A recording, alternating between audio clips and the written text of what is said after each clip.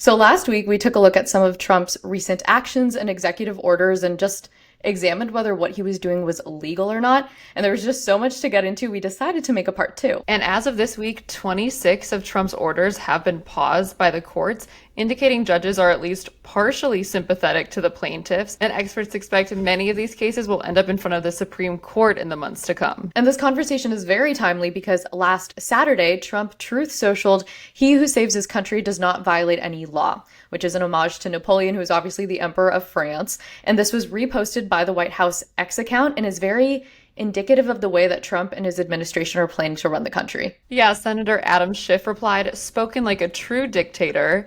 But poking holes in judicial power is clearly a strategy, since JD Vance went viral last week for tweeting, "If a judge tried to tell a general how to conduct a military operation, that would be illegal. If a judge tried to command the attorney general how to use his or her discretion as a prosecutor, that's also illegal. Judges aren't allowed to control the executive's legitimate power." Which is interesting because even Republicans are urging Trump to respect court rulings. Trump himself has obviously complained about all the lawsuits and is going to be doing a lot of appealing because over 70 lawsuits have been filed against him. So let's get into them. The CDC and FDA have taken down web pages with any references to race, gender identity, or sexual orientation to comply with President Trump's executive order barring gender ideology extremism. Yeah, the CDC took down online information about environmental justice, HIV treatments, fertility clinics, and recruiting diverse populations for clinical trials. At a hearing recently, doctors actually complained that guidance for treating specific diseases, including STDs, also went missing. So a doctor who works at a clinic serving low-income communities in Chicago said in a declaration filed in court that she can't access the CDC resources she would normally use to combat a chlamydia outbreak in a high school by stepping up testing. And then the FDA actually removed pages recommending the inclusion of more women in underrepresented groups in clinical trials, according to the lawsuit. So the left-leaning advocacy group Doctors for America are suing the Trump administration, saying that these deletions put everyday Americans and most acutely underprivileged Americans in jeopardy. So the plaintiffs claim that taking down the information violates the Administrative Procedure Act and will actually slow down medical research, and it grants U.S. federal courts, not the executive branch, oversight over all agency actions. Well, a federal judge sided with them and ordered these websites to be restored. Agencies had likely not engaged in a reasoned decision-making process, aka no valid reason to take them down beyond Trump's war on woke.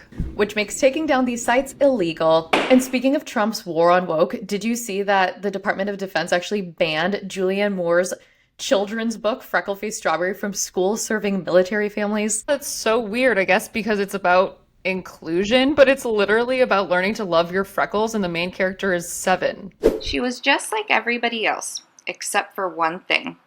She had red hair. And something worse. Freckles.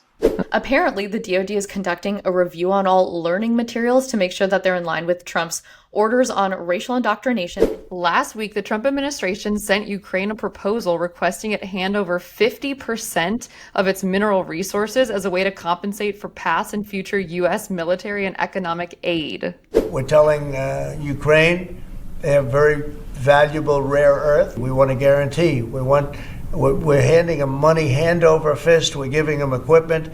European is not keeping up with us. They should equalize. And look, we have an ocean in between. They don't. It's more important for them than it is for us.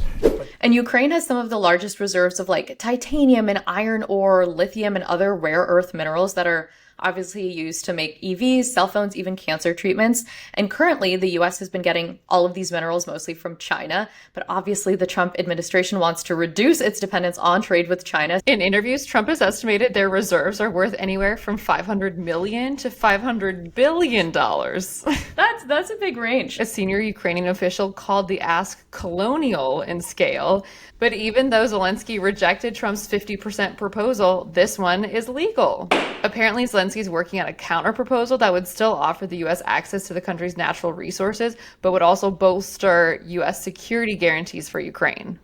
Next up, the Trump administration fired the head of the Office of the Special Counsel, Hampton Dellinger, in a one-sentence email earlier this month. He was only appointed during Biden's presidency, so his term doesn't expire until 2029. And if you, like us, didn't know what the Office of the Special Counsel does, it guards federal workers from illegal actions such as retaliation for whistleblowing. And Dellinger says that his termination is illegal because it violates a law that basically shields the leaders of independent agencies from removal by the president, except, quote, in cases of neglect of duty, malfeasance, or inefficiency. So Dellinger is actually suing the Trump administration, and so far, an appeals court rejected Trump's request to fire him. And to fight back, Trump asked the Supreme Court to step in with emergency action, which is the first time he's appealed to them in his efforts to seize greater control of federal power. So as of now, this is illegal. And a federal judge in D.C. issued a temporary order allowing Dellinger to keep his position as the case proceeds. But on the other hand, to just kind of give the other perspective, the acting Solicitor General, who actually represents the government side in front of the Supreme Court, said irreparably harmed the presidency by curtailing the president's ability to manage the executive branch in the earliest days of his administration. So those are the two arguments that are being weighed. Well, I'm sure we've all heard that immigrants are being held at Guantánamo Bay. So far, nearly 100 men have been sent there.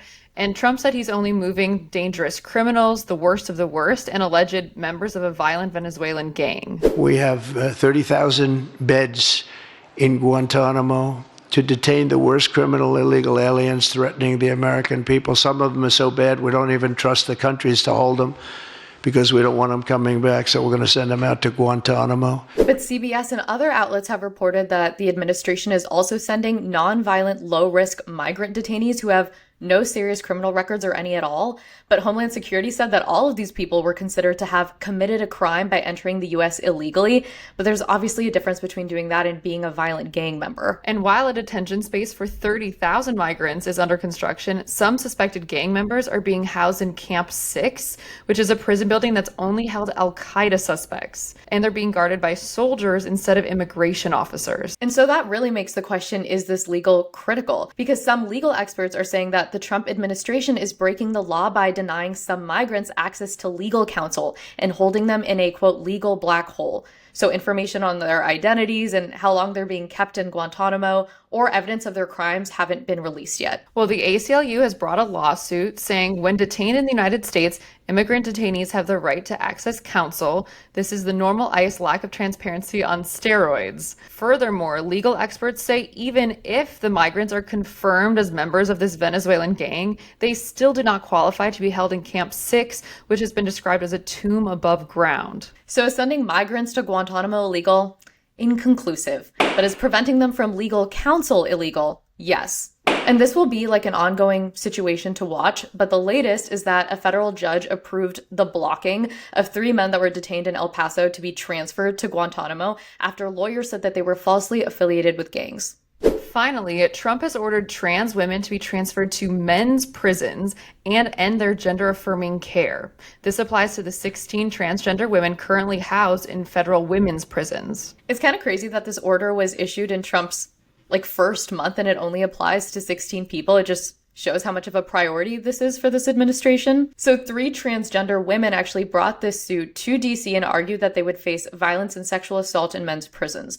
And they say that that would violate their 8th Amendment right to not be subjected to cruel and unusual punishment. As a rebuttal to that, the U.S. Justice Department argued that the Bureau of Prisons has broad authority to make inmate placement decisions, but a U.S. district judge has sided with the trans prisoners and temporarily paused any trans women from being moved to men's prisons. And this seems to be a continuation of the Trump administration's trans erasure. As we've mentioned on the show, on his first day as president, Trump declared that there are only 2 genders identified at birth. And since then, the administration has even rid mentions of the T in LGBTQ on government sites. So is this legal? Well, we hate to leave you guys hanging, but it's kind of inconclusive.